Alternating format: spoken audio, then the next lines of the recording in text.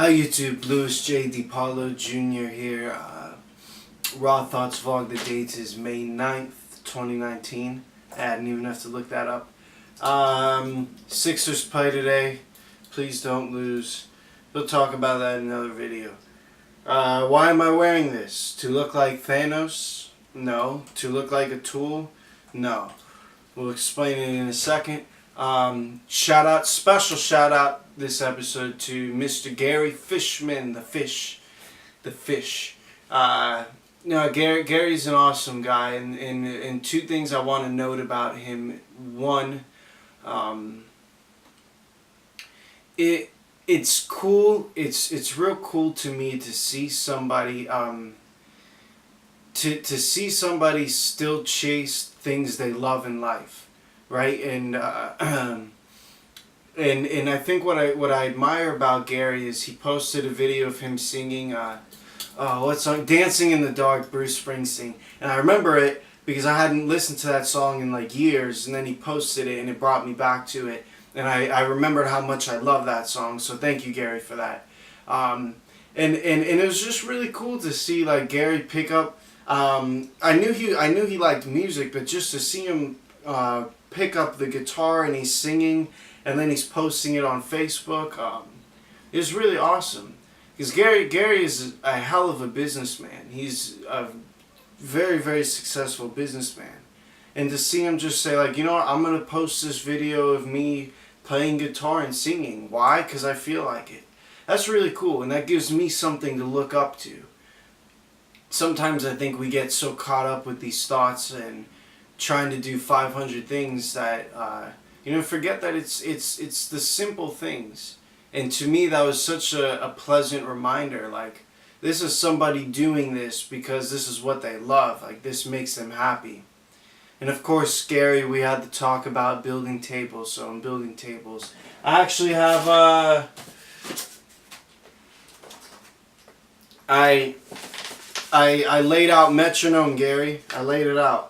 I have the complication, the development 1, 2, and 3, and the resolution. And I have them all detailed on note cards, so I'm writing the rough draft. And then when I finish the rough draft, I'm going to write the next rough draft and then the next rough draft. Because obviously, like you said, Gary, writing is pretty much handcuffing yourself to the typewriter, just getting it done. So that's the first thing I admire about Gary, and then that's as a person, as a human being. The thing I like about Gary as a friend is he's always looking for the humor in things. Maybe it's that what was the word, nebbish, the nebbish hero, the nebbish something, nebbish, yeah.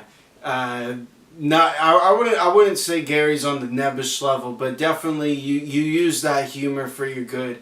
And one thing I like about Gary hanging out with him is that he's always looking for the humor in things. Like, God forbid you say two things in two sentences that may, sound a little off kilter. He's good at connecting. Witty. Gary's a witty guy, so I like that. It's cool. It's cool to have people to look up to that you want to grow up and follow in that footstep. It's cool to have people that essentially serve to you as like a skeleton to how you want to build your life. Obviously, you're not going to mimic your life to somebody else's or their life to yours, but it's cool to have templates to work off of. And Gary's an awesome person, so I appreciate you, Gary. I appreciate you. Alright, why are we wearing this foolery? I'm going to actually try to get this really quick, so I think we're at 4.5 minutes. Let's try to get this, knock it out. The nature of this episode is called The Nature of, no, oh my god, how am I blanking? The Nature of, acquisition, duh, I was thinking addition. The nature of acquisition. Meaning, in layman's terms, how do you go out and get something, or if you're building a life, how do you go out and be something? Our good Greek philosopher friends like geometry. They like geometry. So we're going to use a little bit of geometry. If I asked you a question, and we spoke about this in another video, but I think it's good to reinforce the point. If I asked you a question, how would you be a sphere? Or rather, I should say, I want you to be a sphere. On the count of 3, 1, 2, 3, be a sphere. How would you do it?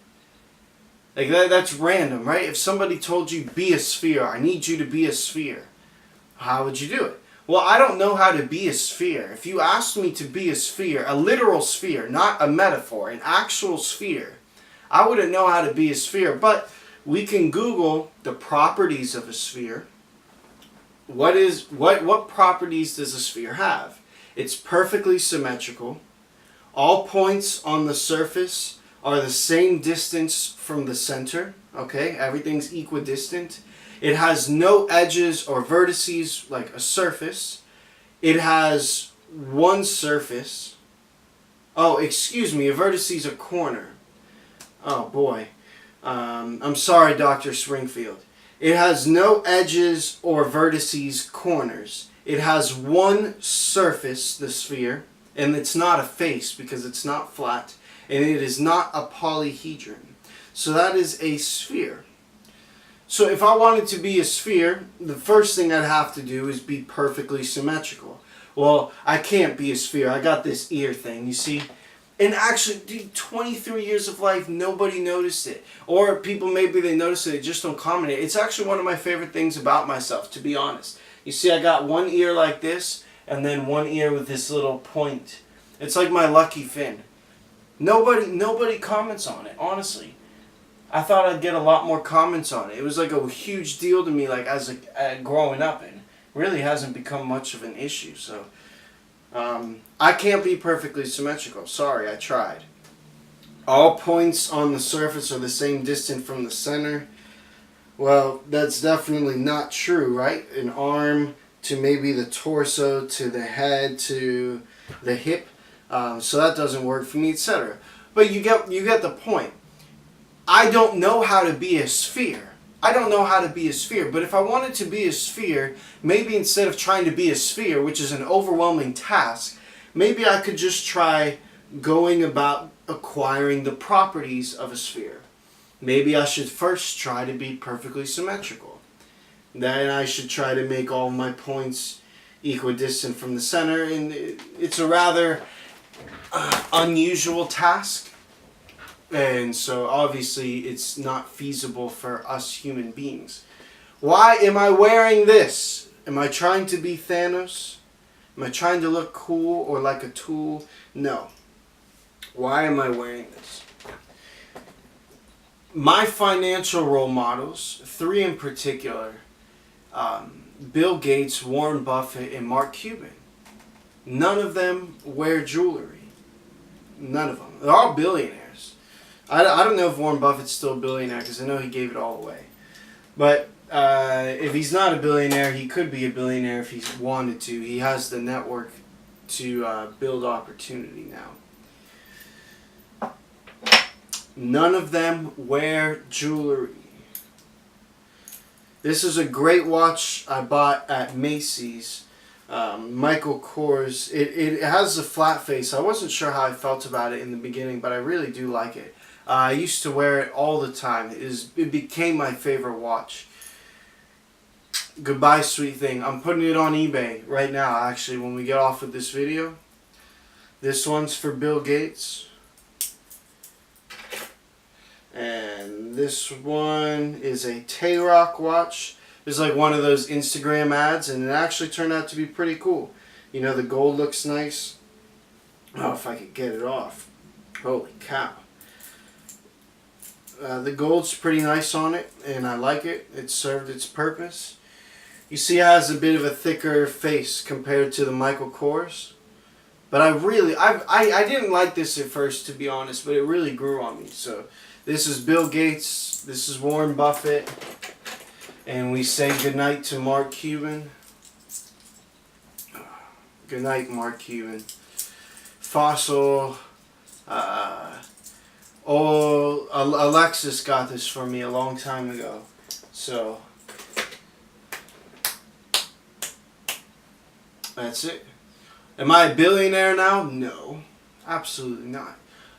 Why do billionaires and why do the big fish in the pond not wear jewelry? Because it's a target. Well, two things. One, it's a depreciating asset. Two, it's a target. Why would you want to put a target on your back saying, I have money? You know, you don't want that attention, especially when you have some serious cash. You don't want that attention. It's mostly the people either at the bottom of the totem pole or at the middle of the totem pole that are really, you know, spreading around their jewelry, saying, look at me, look at me, look at me. You know, you get tens of thousands of dollars, you start buying jewelry because to you, like, you're hot stuff. But to that guy sitting at the table with a plain t-shirt and khaki shorts and Crocs, you know, that guy has billions, or that girl has billions, whatever. Does selling my jewelry, which I'm going to do right now, does selling my jewelry make me a billionaire? No. But it's about acquiring the properties. How do you become a billionaire? Do I want to become a billionaire? No. Would I like to become a multimillionaire? Hell yeah, sure. But to get to a billion, you certainly have to sacrifice a little something from yourself. So how to become a billionaire? I don't know. I'm not a billionaire. But I can look to billionaires that I admire, people I look up to. And I can break down properties, things that they have, things that they do. So they don't wear jewelry. I can sell my jewelry. What time do they wake up in the morning? I can start waking up at that time. How many networking events do they go to? Yeah. You know, how many hours do they read books? I can read that many books. Okay, I can commit that.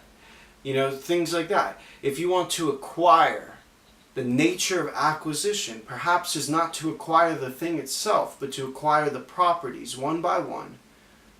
And when you acquire the properties sequentially, you will have acquired the thing. Assuming that your property list is correct, right? If you say, I want to be a rock star, then you have to list the properties of a rock star. And that's where it becomes tricky. Because what is a rock star to you? Right? There's not one tangible thing. At least a sphere is universal. We can agree what a sphere is and what properties it has. And I think that's why you see such a stark differentiation in artist careers, musician careers. Because people say, I'm going to be a rock star.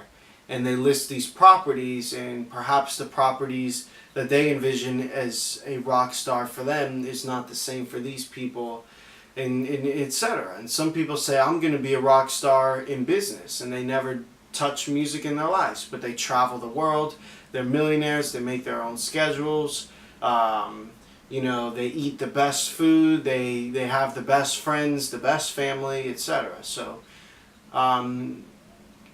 I think it's important that when we want something, when we want to go get something, perhaps the best way is to list the properties, which might be the most important part, right? Making sure that we're listing properties of things that we want or want to become, and then acquiring the properties rather than trying to acquire the thing. Saying I'm going to be a billionaire is an overwhelming task. Saying I'm not going to wear jewelry, I'm going to wake up at 5 o'clock in the morning, I'm going to read an hour of a book a day, I'm going to, you know, invest my time into this, I'm going to spend an hour a day working out, etc. That is more feasible. And then you just continue to do those things over time and let time accrue. And that's pretty much it. So that is the nature of acquisition. Speaking of time, we're doing pretty good, so I just want to give another shout out to you, Mr. Gary Fishman. Awesome guy. Glad you're in my life, man, for real, I mean that. Comment on this YouTube video what you think about the nature of acquisition. It sounds like a pretty good way to go about getting something or becoming something in your life. But I'm interested to see what you think. So comment your thoughts below. If you comment on this video, you will get a special shout out in tomorrow's video. It is the 4th day in a row, guys, that we are posting this video. And to be honest, I'm a little tired. The first 3 days, super energetic. And now it kind of it's a little bit harder to set up today. Especially because like I take down the light, I put the light in the kitchen, I take the camera off the tripod, I charge the battery, I put the SD card in the laptop, and so forth. So I essentially deconstruct, reconstruct, deconstruct, reconstruct. So it can be a little bit tiring at times, but yeah, comment. If you comment on this video, you will get a special shout out in the next video. You will forever etch your name into YouTube history. So hey, thank you for listening. I appreciate it. I hope you get what you're looking for, whatever it is. I'm trying to get what I'm looking for. You know, I think we're all in pursuit of something. So that's pretty cool. We can share that in common. I'm going for what I want, and I hope you get what you want too. So we can both get what we want and talk about it and smile and laugh. I'll leave you with one last quote I read or saw, I don't remember. One quote I absorbed, and it was, I don't remember where. It says, what you have is worth more than what you will have. Think about it for a second. What you have is worth more than what you will have. Say you have $10 in your bank and you have a crappy Roach Motel apartment. And in 10 years you become a multi-millionaire with a castle for a house, and you have a moat in front with alligators and, you know, unicorns in your backyard, etc. What this quote is saying is that $10 in your bank account in the Roach Motel is worth more than your multi-millions and your moat and all of that. That's what the quote says. So obviously the question is, how could that be if what I will have is more and greater than what I have? And that's because I believe, my interpretation is because we will always want and we will always crave things that we don't have. And the strongest cravings are things that we had, right? There are things we have, things we will have, and things we had. Things we will have are pure imagination. You can envision it, you can make it real, but until it's real, it's still ambiguous, it's imaginary. Things we had are real. You know, it's easier to flesh out in your mind a past relationship. Somebody you dated or, you know, had a fling with, whatever. It's easier in your mind to hash out and flesh out a past relationship than it is to imagine and create full circumstances for a one that hasn't existed yet, has yet to come to fruition. So I think in some ways this is more concrete because it's rooted in your experience. So my interpretation of that quote is, make sure we're good on time, what you have is worth more than what you will have, because one day what you have becomes what you had. And once it's in the past tense, there'll always be there'll always be some craving or some longing. Now, the wise ones know how to suppress it or know how to accept it, depending on how you look at it. But that's my interpretation for right or wrong. So what do you think about that quote? I think it's a pretty good quote. What you have is worth more than what you will have. In other words, enjoy it, man. Enjoy it. You don't know what's going to last, and maybe these tough times for you end up becoming something to smile back on, and that was your struggle, your come up. Or maybe this is as good it's ever going to get, and it's all downhill from here. Life's going to suck, so hey, enjoy it. Right? Either way, whether we're going up or whether we're going down, we're never going to get this moment again. We're never going to get this minute again. So enjoy it. Louis J. DiPaolo Jr., thanks for listening. Comment for a special shout out next week. Purpose, persistence, and practice is exactly what we need to build our skill set. I love you. Stay smooth.